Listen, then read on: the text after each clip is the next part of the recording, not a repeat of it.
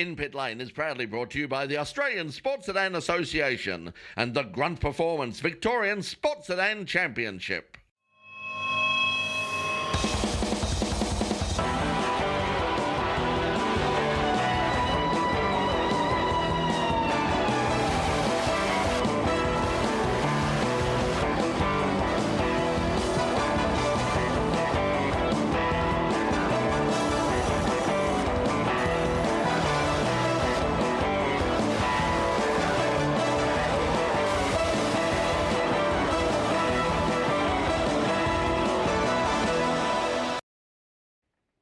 Well, as I say, better late than never. Welcome to another edition of In Pit Lane. Yes, if you're watching us live on YouTube and Facebook Live, we apologise for a slightly late start. But if you're watching us on Channel 31 on Friday at 6:30, nothing has happened. Everything is absolutely fine.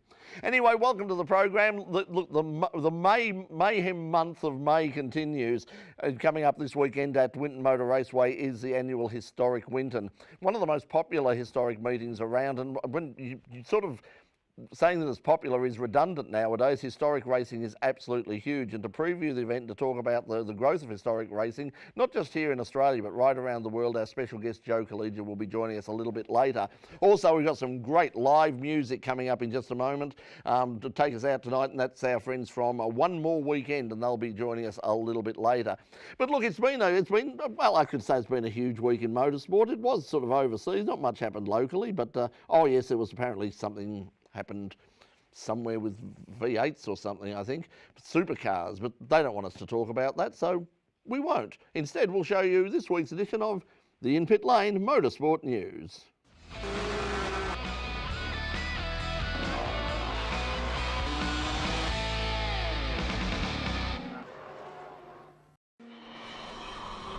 Oval track specialist Ed Carpenter will start from pole position for this weekend's running of the Indianapolis 500.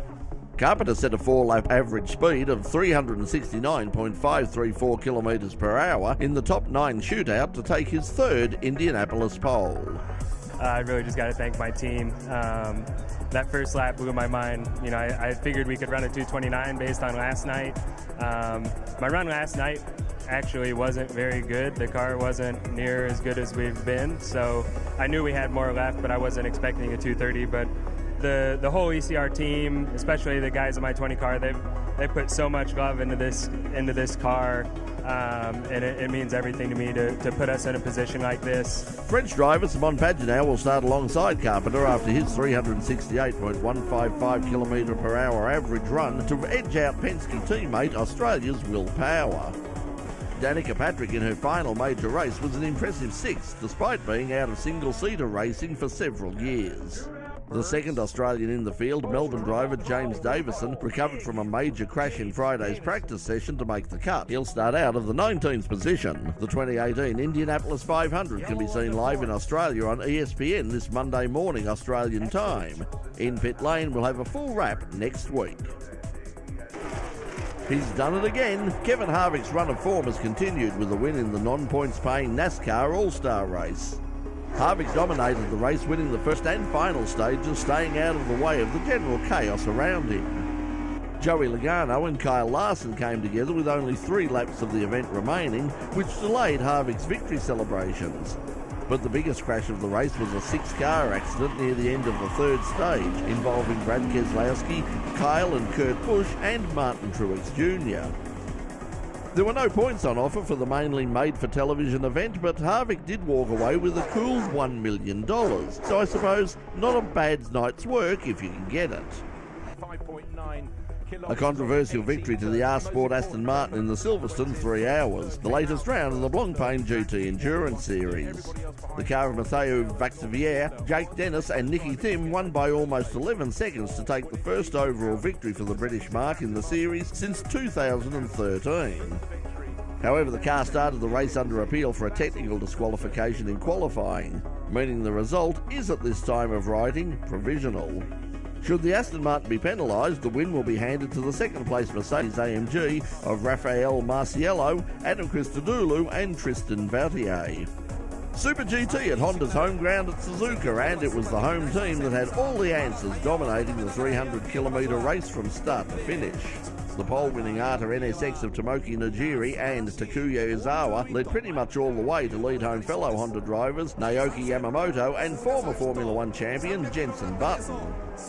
In GT300, it was a win to the Lexus GT3 of Mori Onita and Yuichi Nakayama. Mercedes rules the roost at the Lauritz Ring with victories to Eduardo Mortara and Gary Paffett. Mortara won Saturday's chaotic first race, which began with a start line crash between Jamie Green and Nico Muller.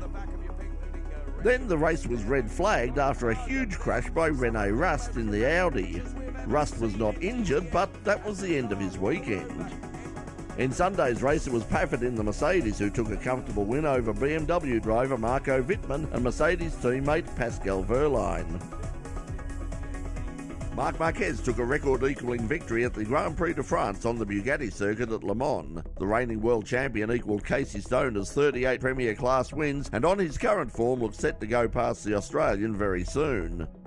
Danilo Petrucci was a superb second to take his first podium of the season from the front row, with Valentino Rossi returning to the podium in third place ahead of another impressive performance by Australian rider Jack Miller. Courtney Force captured her first career back-to-back funny car victory Monday afternoon at the rain-delayed NHRA Heartland Nationals. Force powered her advanced auto parts Camaro to a win over defending NHRA champion and teammate Robert Height in the final round to strengthen her championship lead. In Top Fuel, Clay Millican clinched his second career national event title after he beat Terry McMillan in the finals. And in Pro Stock, Derek Kramer drove to his first career victory in his American ethanol Camaro with a win over two-time world champion Erica Endez.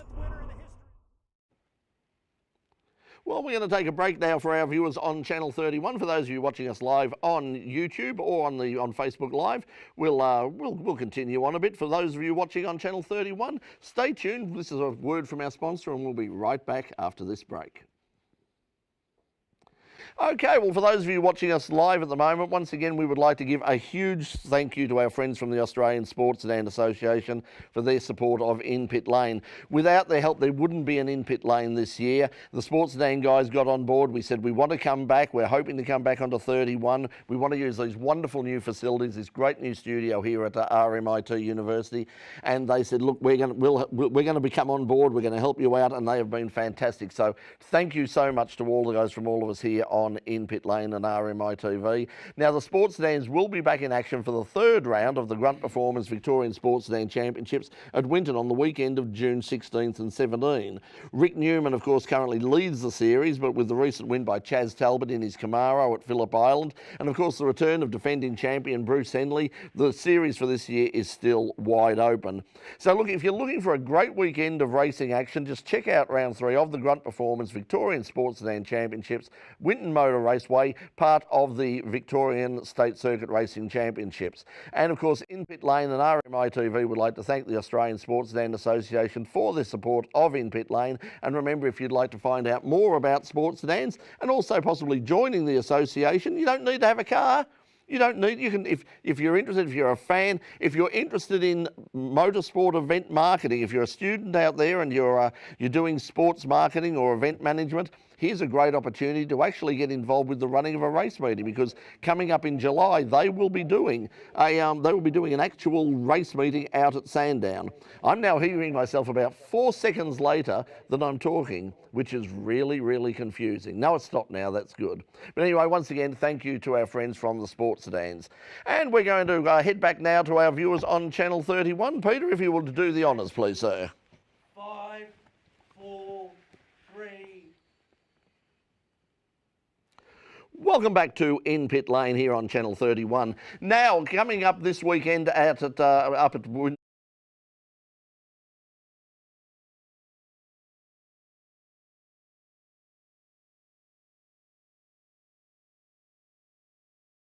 attract a huge crowd, regardless of what the weather does. It really won't matter. In fact, sometimes a bit of rain and sometimes almost snow sort of adds to the whole environment there. It's 2 wheels, it's 4 wheels. It's an amazing meeting, and to find out about it, someone who's going to be running a couple of his cars, in fact 3 of his cars out of his collection this weekend, is our guest tonight. He is Joe Collegia. Joe, welcome to In Pit Lane. Thanks, Brett. Thanks very much for having me.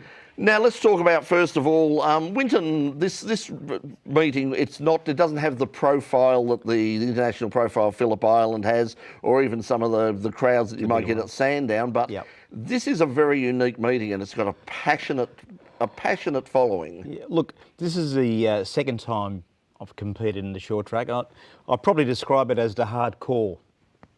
So we get the guys on the motorcycles with their big beards, and we get, amazingly last year I saw a lot of sidecar action with ladies on there. I just couldn't believe it. To do what they were doing, and they were having a ball, but it's sort of the more vintage and hardcore guys and girls that want to race on the motorbikes and the cars. The beautiful thing about this meeting at Winton is you can get up close to everything, and particularly, look, if you're a photographer at all, an amateur photographer, this is the place to go, because you can get fabulous shots even from the spectator area, and you can actually go into the pits and just to get some of the close-up detail on some of those bikes in particular, and some of those really early model sort of pre-war race cars is just fantastic. Yeah, look, Winton's really good, very casual. You can get into the pits.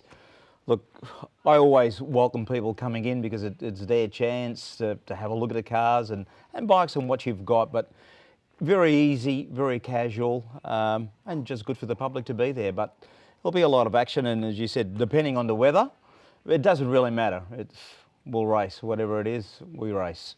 Now you're going to, you've got quite a collection of cars, but you're taking up 3 this week. Tell us about what you're running this weekend. Taking the 3, John Bow will probably, we've got a 53 J2X Allard, which is a very famous Carroll Shelby race car. We raced it at Phillip Island, did a bit of work to it, did all the work to it now, and John will take it out properly for this weekend. I will race the 73 March S, which this is probably about the second year I've driven. And probably for the first time in Group NC, I've got a 69 351 Boss Mustang that I'll race for. I think I've sat in it once, but we'll race it on the weekend. Now you mentioned that John Bow has driven your Formula 1 car, which is the March 731, but which we've seen. He's driven all of your cars over the years, I think. How did that relationship start? I'll tell you how it started. I met, obviously, I knew of John, but probably about 12, 13 years ago, I bought a Lambo, and I remember when Lamborghini in Melbourne started out, they had a track day, funny enough, at Winton. And I met him there. He was their ambassador for a very, very short time. And met him there, and then I started buying some cars, and obviously John loves driving, so he put his hand up, and he's never left any of those seats. And I think that one of the things is, one of the advantages, of course, if you put John behind the wheel, you know that, he's not going to do anything silly. He's going to treat it with respect, and you can't get anybody who's got sort of more experience and more sympathy with the car and passion for the racing than John has. No, look, John will always say he'll race till he just can't, and he's really good because he gets to set up. I'm a very fairly new to the sport, so he's helped me a fair bit. So perfect coach, perfect person to help with all this type of all these types of cars. So let's talk about historic racing in general. As we said, a couple of weeks ago on the In Pit Lane YouTube channel, we had on the In Pit Lane website, we had the Monaco Historic. We've got coming up later on in the year, there's the Le Mans Classic. We've got Spa was about a week ago as well. All over the world, and these are huge meetings. Just tell us about why the growth of historic racing. Look, I'm probably fairly new at actual car racing, probably the last 6 years. And so I got into historic racing. It is just so big in the US and Europe. I think it's one of those cases too, baby boomers, and probably just that little bit of age group that's a little bit older than me. But the problem's going to be is when we all go, where all these cars go. Do we leave them to children, or will they disappear? But it is probably a massive industry in Europe. We've raced at Laguna Seca at the Monterey Historics. We've done Goodwood Revival. Sadly, we had entered the Allard at Le Mans this year, which we would have left in a couple of weeks, but we had to pull it out. It wasn't ready. We've entered it in the Goodwood Revival with the Corvette, and we're yet to hear, but it's just huge in Europe. Yeah, it certainly is, and they certainly take it very seriously there. Look, stay with us. We're going to take another break on Channel 31 at the moment, but do stay with us, and when we come back, we'll find out more about this weekend and historic racing in general with our guest, Joe Collegia. You're watching In Pit Lane. We'll be right back. Okay, well, let's just talk about that. Now, for the viewers watching live at the moment, talk about the Allard a bit. Tell us about the details there. What's it powered by? It's a fascinating car. Yeah, it's it has a Cadillac 331, Ford 3-speed gearbox, 4 Stromberg carburetors that look like, it's just unbelievable to see it. I've never driven a vintage car before. So to drive it with that steering wheel, I had a practice at it at Winton last week, and it was like the Keystone Cops. You're hanging out the car, and I was just laughing quietly to myself. But an amazing car, amazing history. It's probably quite a famous Allard because Shelby campaigned it back in the 50s.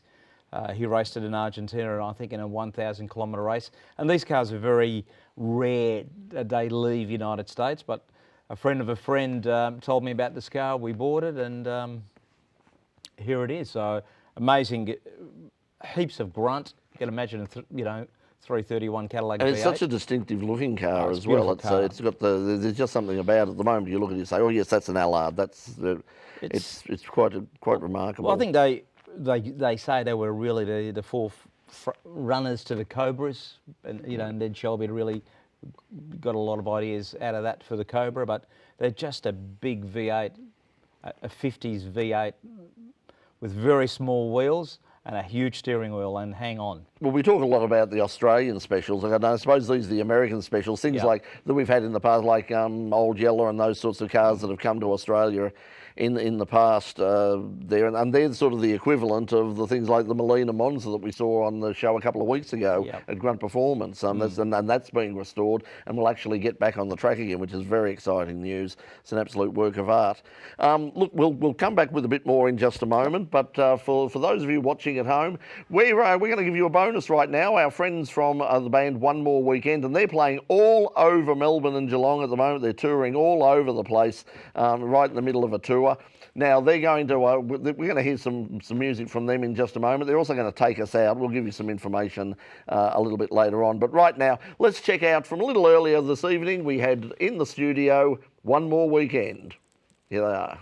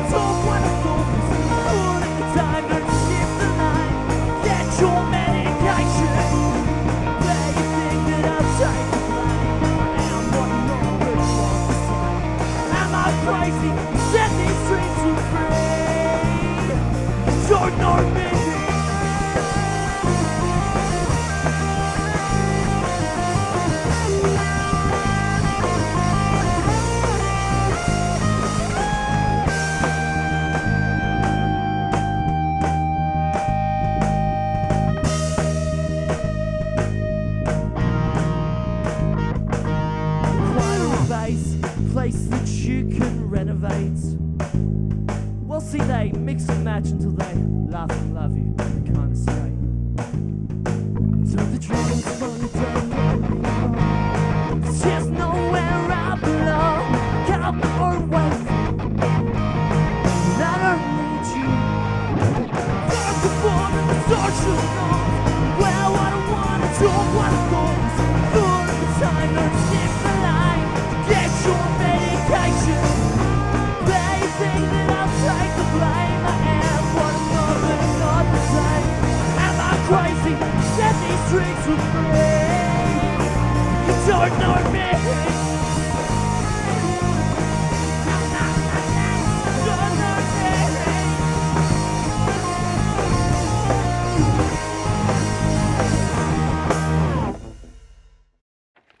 Welcome back to In Pit Lane. Well, we have our guest Joe Collegia with us tonight to talk about the historic Winton coming up this weekend. And Joe, let's talk about some other historic meetings coming up here. We've got and there's another meeting. This is how sort of packed the card is here in Melbourne. We've had the Phillip Island Historic Classic. Yep. We've got Winton this weekend. Then coming up, we have another meeting, the Festival of Speed on the long track at Winton. And then in November, we have the historic Sandown. So once again, now, what's your involvement with all of those events? I just try to race in as many as I can, but obviously in between too you have meetings like Wakefield Park and some other meetings right around. But look, we're fortunate enough. I have a few cars, so we try to get into all of them. So and I think you've got Muscle Car Masters as well, yes, up in Sydney, and then that later one up in Sydney in December. So there's nearly one every month, really. So I just try to have the cars that we have, and you know, the F1's getting a fairly big rest because we've got some work to do because we've applied for some HTP papers. So we're going to just be racing the other 4 cars, the Corvette, the Mustang, and the Little March and the Allard. So you mentioned the March you're running this weekend, the sports car. Yep. What's its history? Its history, both the Allard and the March were bought in America. The history of that Little March, it was raced, it's a #1 chassis, and it was raced by Nicky Lauder and Jody Schecker back in 73, 74. They only raced it once, but they raced it in South Africa. It was one of his early races. Then it spent all its time in America. Initially they came out with the 2-litre BMW motors, and then basically about a year later they all turned into the 4th Cosworth because they were a lot more reliable. We've pretty much restored this, took it back to the original colours that Lauder raced it in, and it's just a fantastic car. That's a good thing what we're seeing now, which we didn't see for a while. For many, many years, people were painting them all sorts of different colours. Yeah. Now we're seeing, and I think the New Zealand Formula 5000 guys have really pioneered a lot of this as well, in making sure that the cars are what we saw. So when we see the Jägermeister March, when we see these cars like you've got, they are what we remember growing up and reading books. That's what we want. We want them to go back to their livery. And I mean, when we first got the March, it was blue and white, nothing like it raced back in 73. When it raced back that time, it's in the Lucky Strike colours, and it's very, very pretty car. You know, like the Allard and the Jägermeister, but all those cars but that's the big difference, I suppose, in Europe and in America. When you see those cars, they're all in their originality, and their original colours, and they're just magic to see. And as I see, the meetings that I've been to overseas, I've only been to a couple of the Grand Prix de l'Arche d'Or at Montlhéry, and also Dijon a little bit later on, and also Goodwood as well. The thing that you notice is that in Europe, boy, they drive those things hard. Oh, look. The difference in Europe, when we raced a Goodwood Revival in 15, they are just full bore. I call it no prisoners. They are absolutely full bore. In the States, they're a lot more like us, but in Europe, they just want that little trophy and their egos. Watching Monaco a couple of weeks ago, I was just sitting there thinking, like, oh God, guys, those cars are priceless. Please don't do that to them. But they don't care because it's the guys who own those cars have got so much money. They literally don't care. They just want to race and they want to win. And the professionalism. We spoke to Sid Houle at Dijon, and he'd come over with about 3 or 4 massive transporters. It was as big as you'd see nowadays in supercars locally. It's incredible. It is. Well, I remember when we went to Laguna Seca in in 12 and 13, the motorhomes, you were just gobsmacked. You would have thought we were at a V8 supercar series here. And so here, it's so big. It's just so big in America and Europe, and they do it in a big way. Well, I think if you go up to Winton this weekend, you're going to see just how big and exciting they were. As we said, it doesn't matter how big the crowd is, or what the weather's like. There will be a huge crowd. Head up there on the weekend. You'll certainly enjoy it. And say hello to our guest tonight, Joe Collegiate. Joe, good luck on the weekend. Hope Thanks, it all Brett. goes well, and we'll see you We'll have a good both at time. Winton. I'm sure you will. But for now, thanks for joining us in Thank Pit you. Lane. Thanks once again. And thank you to you at home for watching us. Now, to take us out tonight, as we said earlier, our band One More Weekend. Now, if they've got an album out at the moment. The album is called We Used To. And if you want to find out more about that, you can go to their website, which is One More Weekend. And they've got their music videos, Box Heads and You Don't Know Me, on also on YouTube as well, on their YouTube channel. But right now, they're going to take us out. They'll be playing Geelong Friday, June the 8th, playing Footscray Sunday, June the 7th, June the 10th, and also June the 30th at Footscray as well. There's the dates there. But they're going to take us out tonight. So until we see you next week for the final edition for this season of In Pit Lane, from all of us here, it's good night, and this is One More Weekend.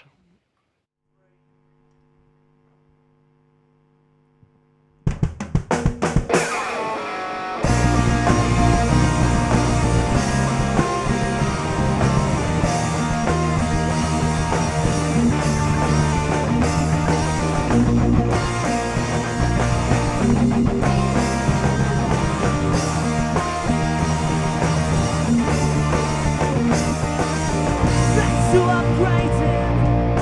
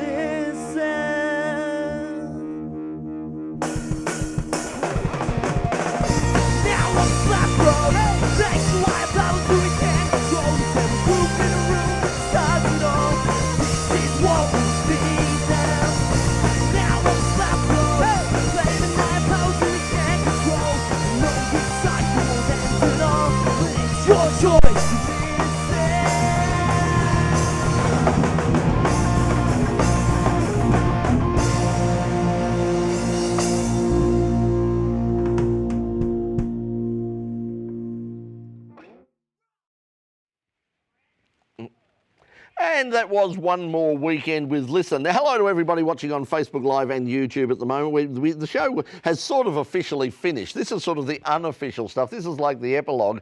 I don't know if you're old enough to remember the epilogue. Believe it or not, for those of you who aren't that old, television used to shut down at about 11:30 at night, and it used to shut down with a religious gentleman who would sit there every night and read wise words of wisdom and say, "Good night, everybody, and God bless you and you." It was all very, and we'd all turn the black and white television off and get a mug of cocoa and go off to bed. Gosh, the good old days. Fuck 'em. Now, coming up over the next few weeks on the program, next week is our final show in the studio. I just wanted to let you all know what was basically what was happening.